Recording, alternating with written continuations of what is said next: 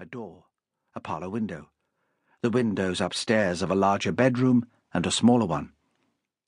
Sometimes the glass in these smaller windows was frosted, where the room behind had been turned from its original purpose into a bathroom. The curtains in the light of the infrequent street lamps were white, neat and clean, the doorsteps scrubbed and holystoned. Inkerman Street, Alma Street, Scutari Street. Cluff crouched forward, staring into the night. A grocer's on one corner, a cobbler's on the other. He swung the wheel, regardless of whether there was traffic behind him, disdaining the use of an indicator, sidling like a crab into Balaclava Street.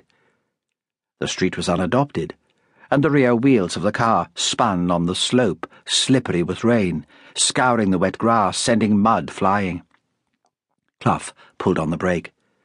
He climbed out, and the car ran backwards a little, until chocked by a boulder.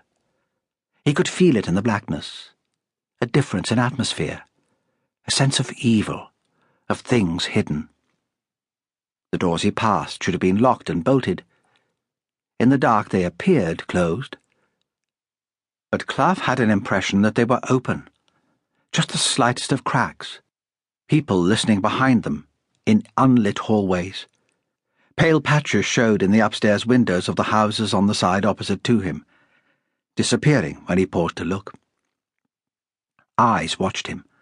More than once he heard a quick intake of breath. At the top of the hill a dog escaped, someone shouted, and a short staccato yelp of pain came to Cluff's ears. 3/4 of the way up, light spilled from an open door onto the flagged pavement. Heavy-shod feet clattered towards him. A uniformed constable almost knocked Cluff down. "There, Sergeant," the constable said, turning to point. "Up there." A smallish man, stocky with a permanently hostile manner, dressed in inspector's uniform, hopped about in front of the open door. "At last, Sergeant," the inspector said. "Do we have to wait all night?" Cluff ignored him. Inspector Mole, dripping, angry to be called out on such a night, grew more irritated, conscious of Cluff's physical mastery. Liberty of action amongst his inferiors offended him. Unorthodoxy was anathema to him.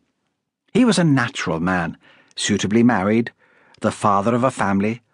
He conducted himself with decorum in all his actions, official and unofficial. He had a tiny mind, and Caleb Cluff, with his dog and his cat and his cottage 2 miles from town, fitted into none of his pigeonholes. He supposed that one, representative of the County Criminal Investigation Department, was essential in the division. He was at a loss to understand how the sergeant had made the plain clothes branch in the first instance. Behind Mole, in the doorway out of the rain, a little woman could not keep still. She was thin and angular, dried up, with peaky features, wispy grey hair, a long nose, a receding chin. She wore cotton stockings under her crumpled skirt, and her jumper was of a neutral colour. Her watery eyes stared past Mole at Cluff, through black-rimmed glasses, fixed to her ears by metal side-pieces. A man without a jacket, his waistcoat unbuttoned, his collar and tie discarded, fat, overlapping the belt holding his trousers up, leaned unperturbed against the passage wall. "Well?" asked Cluff. "Well, next door," Inspector Mole began. "It's all nonsense," the man interrupted. "I told her so. She's got you out for nothing." "Don't listen to him, Sergeant," the woman pleaded. "If the sky fell on him, he wouldn't notice. I know there's something wrong. I know it."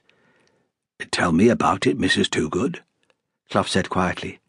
"Damn him," Mole swore to himself. "How does he come to know everybody in Gunnarshaw? What chance have the rest of us got?"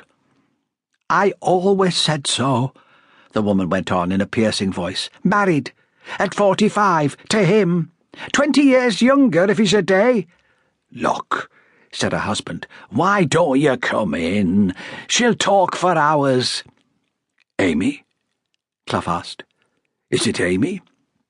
"The milk," Mrs. Toogood said. "It hasn't been taken in. On the back doorstep. The paper sticking through the front letterbox. I haven't heard..."